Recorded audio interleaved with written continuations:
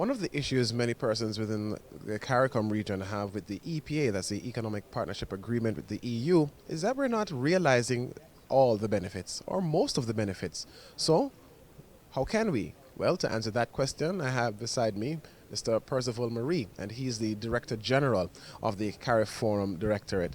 Mr. Marie, as I just said in my introduction to this question, the Caribbean really isn't realizing the full benefits of the EPA. A part of that has to do with how the CARIFORUM has to negotiate on a nation by nation basis with the EU. So that's 27 independent negotiations to get some market presence for different things.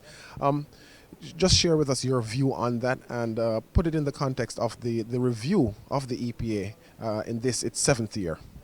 Okay, well, first let me give a clear indication that in certain instances we don't have to do those kinds of negotiations. Right. For example, in the area of goods, we have access to almost everything that we can produce, and that is duty-free and quota-free access into the EU market.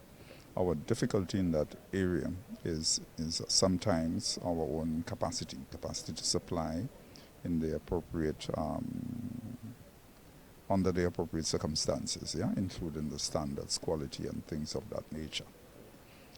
On the services side, we've not reaped the anticipated benefits of the EPA.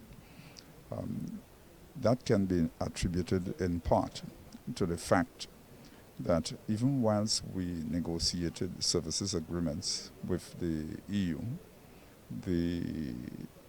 as a bloc doesn't have competence in the administration of a number of areas of the EPA. The competence rests with the national authorities in the EU. So that, for example, if we are to negotiate, let's say, a mutual agreement, arrangement for our architects, our service suppliers and others to get into a particular European Union market, we have to negotiate with that individual European Union country. And so it multiplies the kind of effort that we have to put to convert the market access that we have negotiated into physical market presence.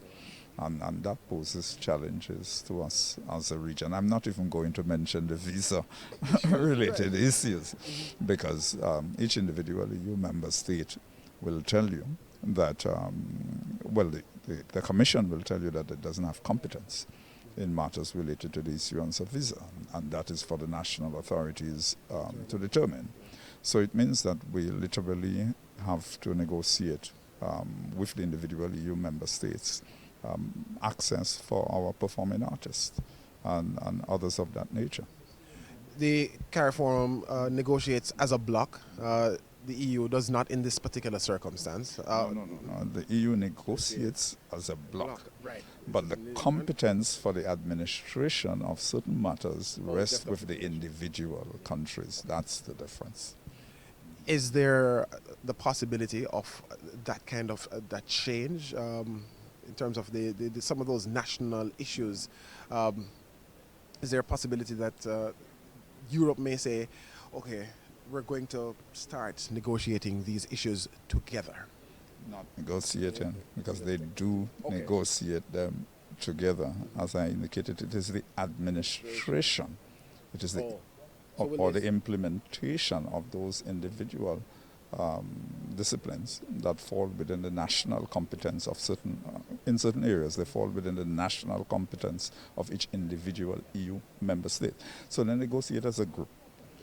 They will say, yes, we will give you market access for your service providers. Yes, that is part of the treaty. But to convert that market access into market presence, you have to go through the national regulations of the individual EU member states, because it is the individual member state that has the competence in that particular area, even if there is a general declaration of free access within the agreement itself. So it is a real advantage. It is a perceived advantage, not a real advantage, until you have negotiated at the national level with each of the individual EU member states. We've raised that within the context of the 5-year review of the EPA. You know that after 5 years, there is an arrangement for the review of the EPA. We have started the dialogue on the review. We have met at the level of the Trade and Development Committee, which is a joint body of the EPA. The next stage really is to take it to the higher level, the ministerial level, and we propose to do that in mid-July when the Joint Council, which is the highest body of the EPA, joint institution of the EPA, meets in the Caribbean. That is, of course, on the agenda within the it's one of the constraints that we have identified in respect of the implementation of the EPA. So we will be raising that matter as a Caribbean group with our counterparts in Europe. Are you optimistic that at that meeting you'll be able to kind of iron it out? And if not, how would you advise the CARIFORUM to negotiate? Well, let me not use the word negotiate, but to overcome that particular challenge. Well, I'm an eternal optimist and I live in hope. So we're identifying issues. Yeah? At that meeting, we will determine approaches to the resolution of those issues. So I cannot say to you that we will conclude any negotiations or finalize any negotiations in the context of that meeting. What I will say to you is that the Caribbean will present its case in the strongest possible manner and will insist on getting solutions to those kinds of challenges which constrain the kind of benefits that we can derive from the agreement. I always remember an example of how dynamic the services sector, particularly music, for example, cultural services to the Caribbean, how important they are to the Caribbean. One colleague of mine is in the habit of saying that one good reggae artist could bring more foreign exchange into Jamaica than the entire banana industry. And so, you know, it is incumbent upon us to find ways to be able to ensure that our cultural services derive the benefits that can be derived from the Economic Partnership Agreement. And that is one of the areas of focus of this particular business forum.